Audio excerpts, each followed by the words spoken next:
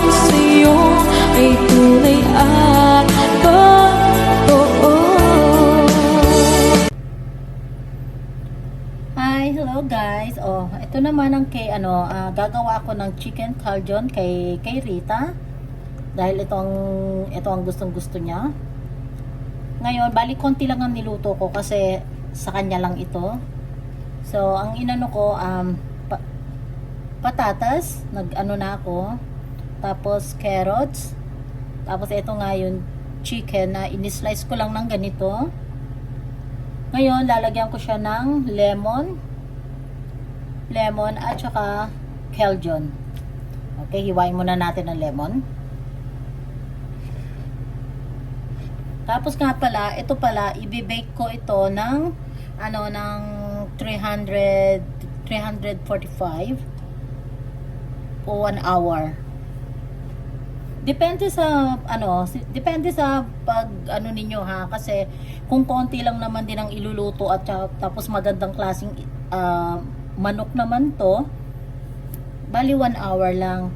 Pero kung lulutuan nyo to at isasama nyo yung mga legs, yung mga pakpak, yung mga thigh, yung mga ganun, medyo tagalan ninyo ha. Okay, maghiwa na tayo ng lemon.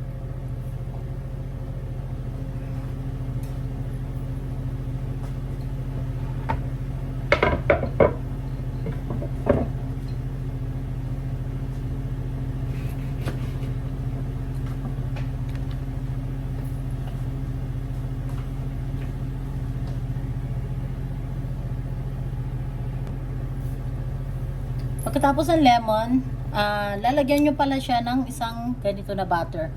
Ilalahat nyo to. Hiwain nyo lang ng tatlong pieces. Tapos ilagay nyo lang dito. Teka, hiwain muna natin.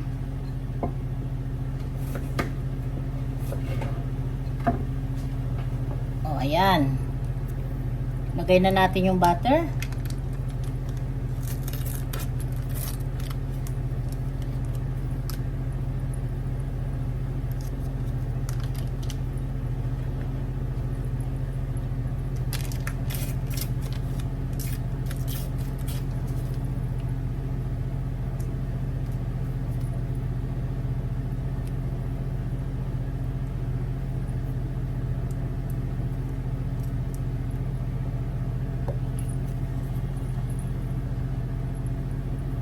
Lagyan muna natin ng calzone bago ang ubusin ko na ako. Kaya kanina bumili ako ng bago kasi kakaunti na lang, pero ubusin natin to.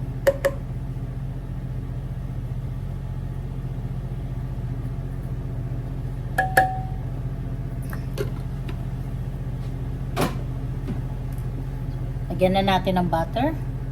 Ng lemon. Maraming lemon, lalong mas masarap.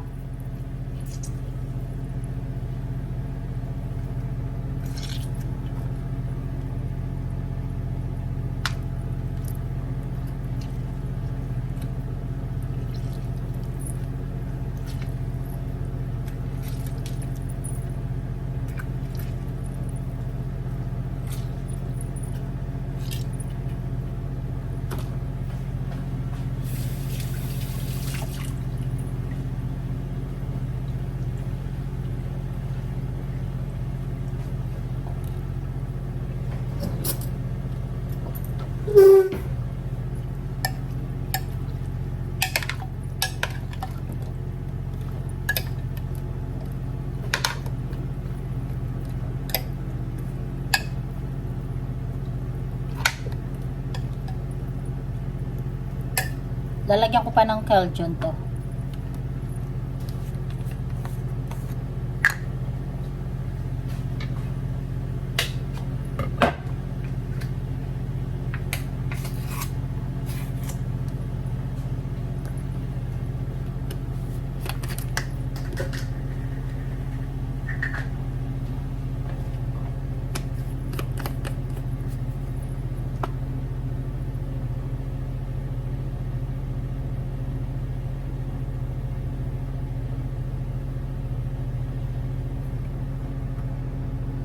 Lemon pa.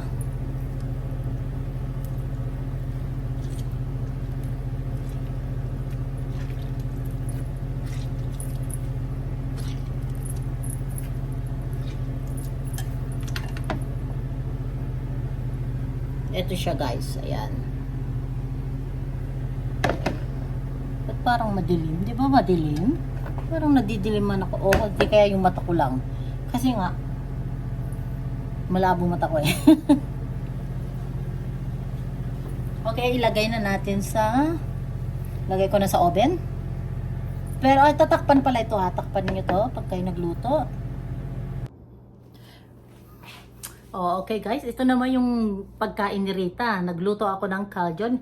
Ngayon, nag-ano na ako. Kanina ko pa inilagay yung preheat kasi kailangan i-preheat muna natin para talagang mainit na mainit na mainit pag nag-ano tayo ng oven. So, ngayon, ilalagay ko na sa bake. Nasa bake na. Tapos, 375. Ngayon, ilalagay ko na.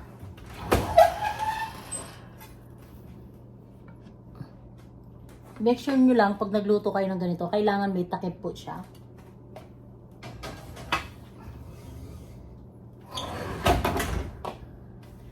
Tapos isi-set natin siya ng 1 hour. Tapos pagkatapos ng 1 hour, tignan nyo kung luto na yung carrots, yung patatas at saka yung chicken. Pag luto na, okay na yun. Pakita ko sa inyo mamaya.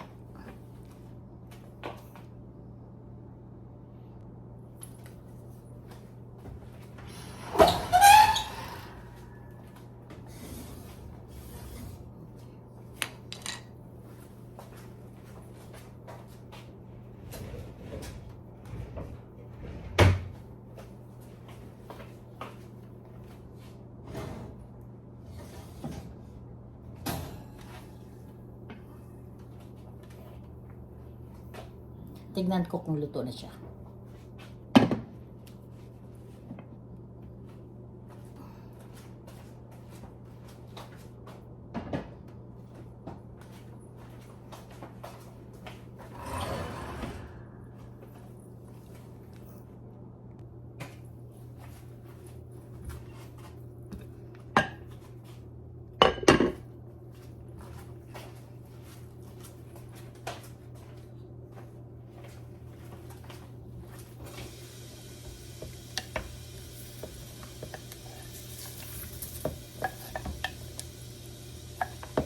Kailangan yung carrots at yung patatas, kailangan malambot siya.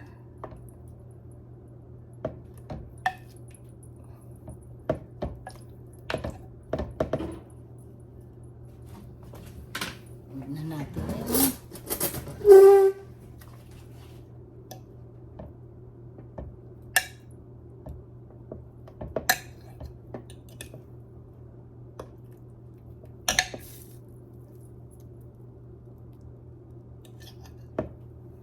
Tikman natin ng konti.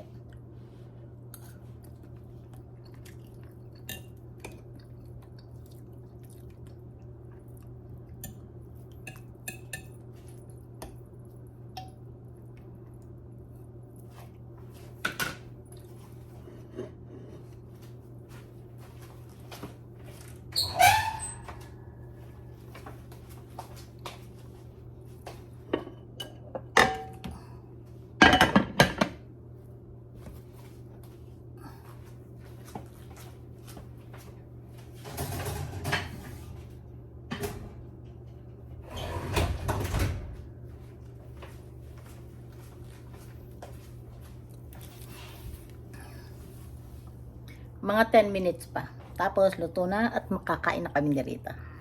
Gutom na ako.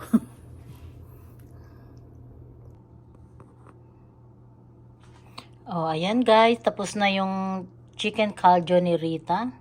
Oh, ibibigay ko na to sa kanya. Kasi kakain na kami.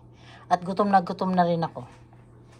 Ay, ito pala sa chicken calzone, kailangan may rice. So, nagluto rin ako ng konting rice para sa kanya. Oh, ayan. Okay, hanggang dito na lang and thank you for watching sa Mami Dory Vlog. Love you guys!